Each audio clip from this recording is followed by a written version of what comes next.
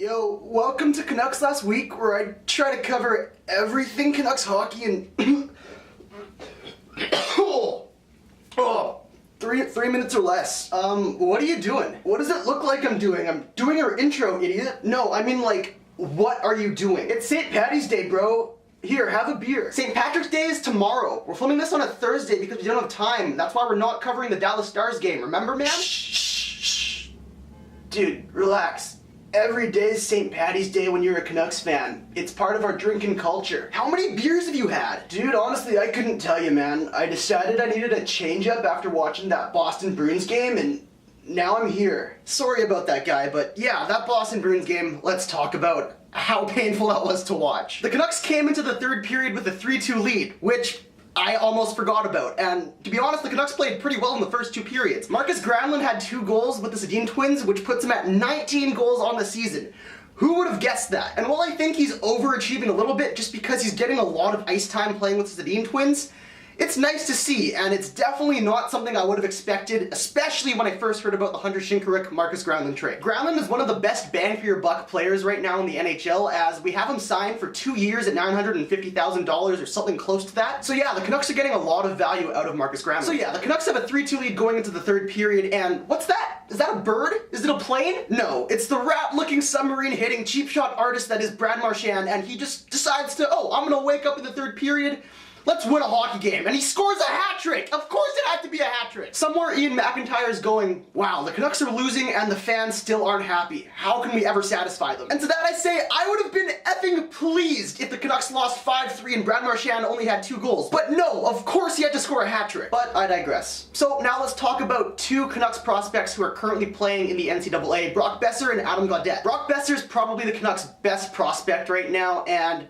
his season should maybe be wrapping up soon in college unless his team somehow makes it to the Frozen Four. But if not, and he's done before the Canucks season is over, there's apparently a very large chance that Boeser will sign an entry-level contract and might actually play a couple games in a Canucks uniform this year. Unfortunately, if that does happen, we'll have to burn a year off of his ELC, making him a restricted free agent much sooner than normal, just by a year, but it's not the end of the world, and maybe it's just something nice to put fans in seats and to give fans hope for the future. He could also sign an amateur tryout down in Utica and practice with the Comets. I'm not sure if he can fully get into games. He probably can, but I know for sure he can't play in the playoffs for the Comets if they do make it because he wasn't assigned to their roster before the trade deadline. Or I should say the roster freeze, not the trade deadline. But the roster freeze and the trade deadline, I think, are pretty close to being on the same day. And now Adam Gaudette, who has seemingly come out of nowhere this year, the 5th round pick in the 2015 NHL entry draft, or was it 2016? I can't remember. I think it's 2015.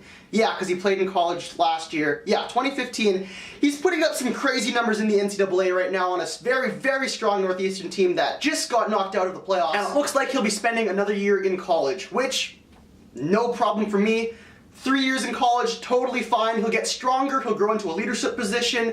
Hopefully he can build on his already impressive numbers, and I'm really excited to see what this guy can do in a professional league. Oh, last thing about young guys. Jake Virtanen lost weight, so you know, things are looking up. No, but in all seriousness, it kind of sounds like Jake Virtanen, although he hasn't been on the score sheet as much as we'd like as Canucks fans down in Utica, it really sounds like he's making a good impression on Travis Green, the head coach for the Comets. It sounds like he's doing a lot more of the right things. He's driving to the net, he's being stronger on the puck, he's making plays.